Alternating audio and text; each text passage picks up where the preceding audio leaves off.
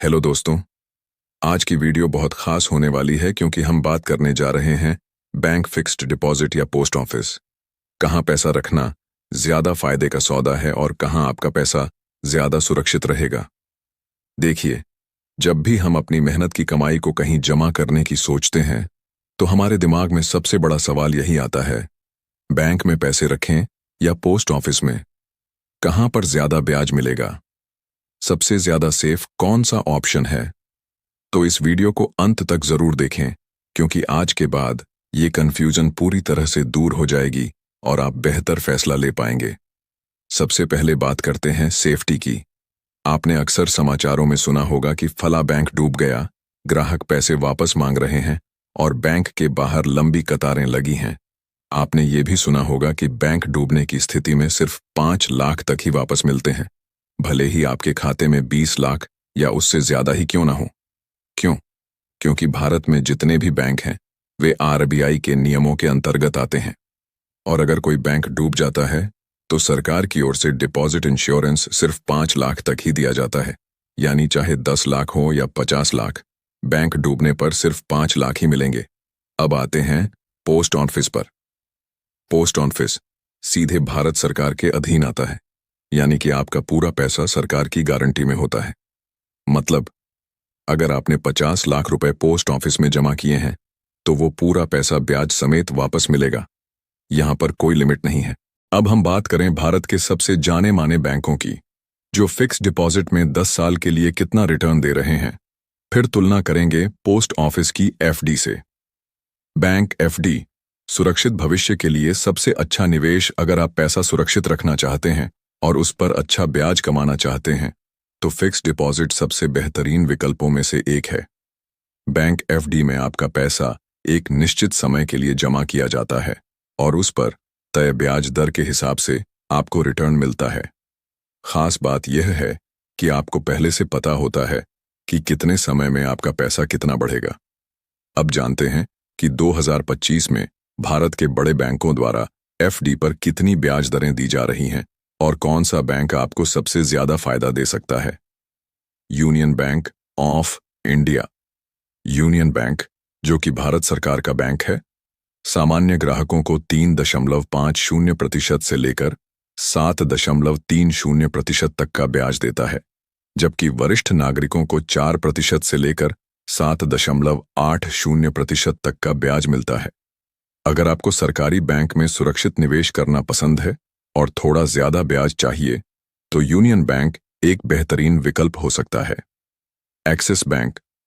अगर आप axis bank में एफडी करवाते हैं तो सामान्य ग्राहकों को 3% से लेकर 7.25% तक का ब्याज मिलता है, जबकि वरिष्ठ नागरिकों को 3.50% से लेकर 7.75% तक का ब्याज दिया जाता है। अगर आपको लंबे समय के लिए सुरक्षित निवेश चाहिए और आप निजी बैंकों पर भरोसा करते हैं तो एक्सिस बैंक एक अच्छा विकल्प हो सकता है। HDFC bank.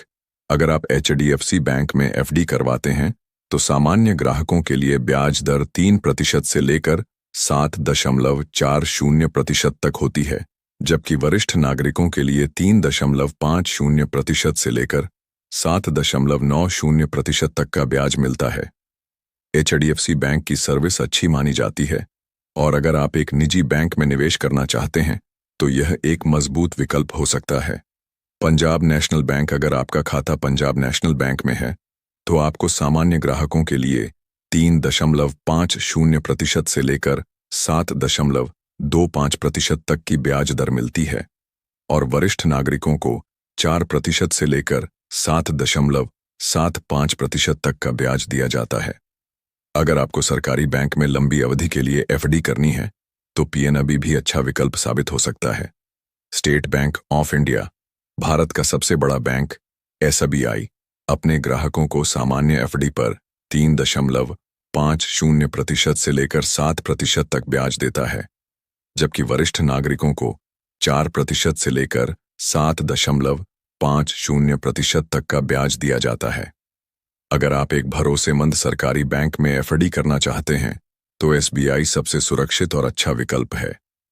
Kotak Mahindra bank. अगर आप कोटक महिंद्रा बैंक में एफडी करवाते हैं तो सामान्य ग्राहकों को 2.75% से लेकर 7.40% तक का ब्याज मिलता है, जबकि वरिष्ठ नागरिकों को 3.25% से लेकर 7.90% तक का ब्याज दिया जाता है। अगर आप प्राइवेट बैंकों में निवेश करना चाहते हैं और थोड़ी ज्यादा ब्याज दर चाहिए, तो कोटक बैंक भी एक बढ़िया विकल्प है। अगर आप लंबे समय के लिए सुरक्षित निवेश करना चाहते हैं और चाहते हैं कि आपका पैसा बढ़िया ब्याज दरों पर सुरक्षित रूप से बढ़े, तो फिक्स्ड डिपॉजिट सबसे अच्छा विकल्प हो सकता है। अब कौन सा बैंक सबसे अच्छा है? अगर आपको ज्यादा ब्याज दर चाहिए और आप वरिष्ठ नागरिक हैं, तो HDFC बैंक, यूनियन बैंक और कोटक महिंद्रा बैंक आपको सबसे ज्यादा फायदा देंगे। अगर आप एक सुरक्षित और भरोसेमंद सरकारी बैंक में निवेश करना चाहते हैं, तो SBI और PNB सबसे अच्छे विकल्प हो सकते हैं। अगर आपको एक प्राइवेट बैंक की अच्छी सर्विस और सुविधाएं चाहिए, तो HDFC बैंक और कोटक महिंद्रा बैंक आपको सबसे अच्छा रिटर्न दे सकते हैं। वरिष्ठ नागरिकों को ज्यादा ब्याज मिलता है, जिससे उनका रिटर्न बेहतर हो सकता है। अगर आप टैक्स सेविंग FD चुनते हैं, तो आपको धारा 80C के तहत टैक्स में छूट भी मिल सकती है। दोस्तों, अगर आपको ज्यादा रिटर्न चाहिए और आप थोड़ा जोखिम लेने के लिए तैयार हैं, तो म्यूचुअल फंड या SIP एक बेहतर विकल्प हो सकता है। अगर आप लंबे समय के लिए पैसे सुरक्षित रखना चाहते हैं और बिना किसी चिंता के एक निश्चित रिटर्न पाना चाहते हैं, तो 5 साल और 10 साल की FD आज भी एक बेहतरीन निवेश विकल्प है। लेकिन रुको दोस्तों, अभी तक हमने बैंक FD के बारे में बात की, लेकिन अभी भी एक प्लान बचा है जो सबसे ज्यादा भरोसेमंद है और बेहतरीन रिटर्न देता है। हाँ दोस्तों, हम बात कर रहे हैं पोस्ट ऑफिस की फिक्स्ड डिपॉजिट के बारे में। लेकिन क्या यह बैंक FD से बेहतर है? क्या इसमें ज्यादा सुरक्षा और गारंटीड रिटर्न मिलता है? और सबसे जरूरी बात, क्या इसमें टैक्स बेनिफिट्स भी मिलते हैं? अगर आप बैंक FD करने का सोच रहे हैं, तो रुकिए, पहले जान लीजिए कि पोस्ट ऑफिस FD आपके लिए बेहतर साबित हो सकती है या नहीं। अगर हम पोस्ट ऑफिस की FD की बात करें, तो यहां कुल 4 प्रकार की FD होती है: 1 साल, 2 साल, 3 साल और 5 साल की FD। पोस्ट ऑफिस में 4 साल की कोई FD नहीं होती। अब ब्याज दरों की बात करें, 1 साल की FD में ब्याज दर 6.9% है, 2 साल की FD में ब्याज दर 7% है, 3 साल की FD में ब्याज दर 7.1% है, 5 साल की FD में ब्याज दर 7.5% है। सीनियर सिटीजन के लिए यह दर 8.2% तक जाती है। अब बैंकों की 5 साल की FD देखें, तो यह आमतौर पर 7% के आसपास रहती है।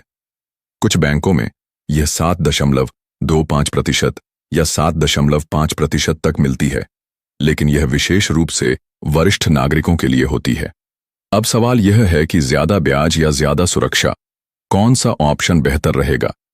अगर आपकी निवेश राशि बहुत अधिक है और आपको ज्यादा ब्याज में अंतर महसूस होता है, तो बैंक FD एक विकल्प हो सकता है। लेकिन यदि आप सुरक्षा को प्राथमिकता देना चाहते हैं, तो पोस्ट ऑफिस FD एक बेहतर विकल्प है।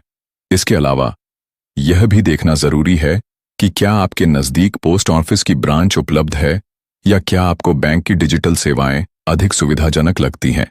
अगर हम सुरक्षा और ब्याज की तुलना करें, तो पोस्ट ऑफिस की FD कुछ हद तक बैंक FD से बेहतर नजर आती है, लेकिन टेक्नोलॉजी और सुविधाओं के मामले में बैंकिंग सेक्टर आगे है। अंततः निर्णय आपका है। हमें कमेंट करके बताइए कि आप कहां निवेश करने की योजना बना रहे हैं। अगर आपको यह जानकारी उपयोगी लगी हो, तो वीडियो को लाइक, शेयर और चैनल को सब्सक्राइब जरूर करें।